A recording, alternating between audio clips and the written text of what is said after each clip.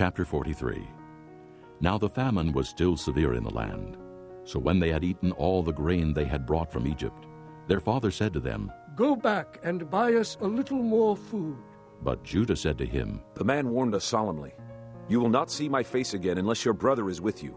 If you will send our brother along with us, we will go down and buy food for you. But if you will not send him, we will not go down, because the man said to us, You will not see my face again unless your brother is with you." Israel asked, "Why did you bring this trouble on me by telling the man you had another brother?" They replied, The man questioned us closely about ourselves and our family. "Is your father still living?" he asked us. "Do you have another brother?" We simply answered his questions. How were we to know he would say, "Bring your brother down here"?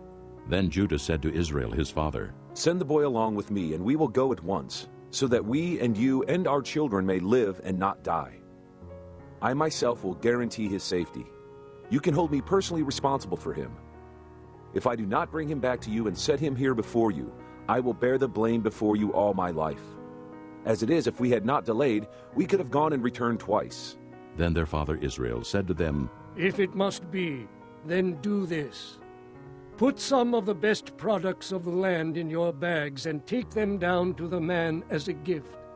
A little balm and a little honey, some spices and myrrh, some pistachio nuts and almonds. Take double the amount of silver with you, for you must return the silver that was put back into the mouths of your sacks. Perhaps it was a mistake. Take your brother also, and go back to the man at once. And may God Almighty grant you mercy before the man, so that he will let your brother and Benjamin come back with you.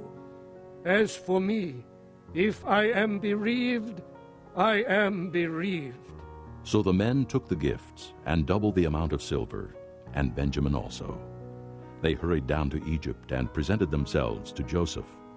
When Joseph saw Benjamin with them, he said to the steward of his house, "Take these men to my house, slaughter an animal and prepare dinner.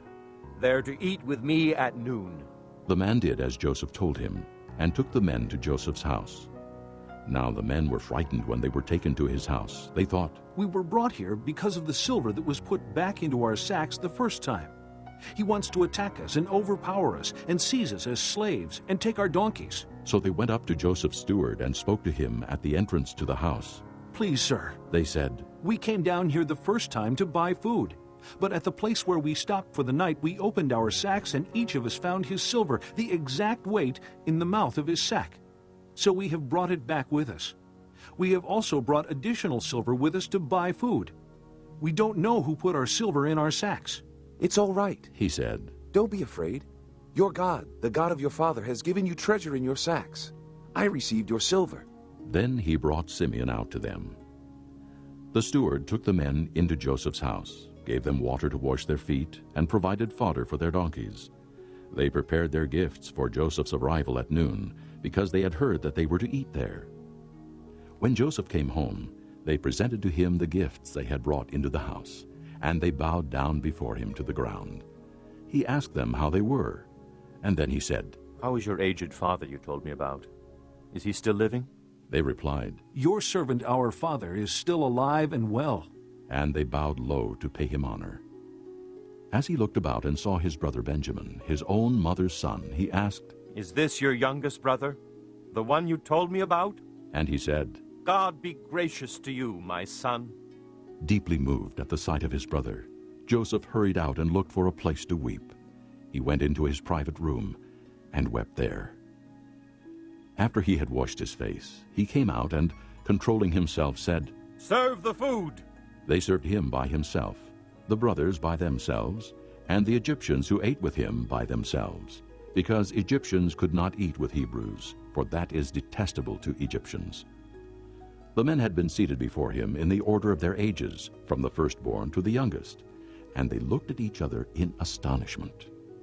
When portions were served to them from Joseph's table, Benjamin's portion was 5 times as much as anyone else's, so they feasted and drank freely with him.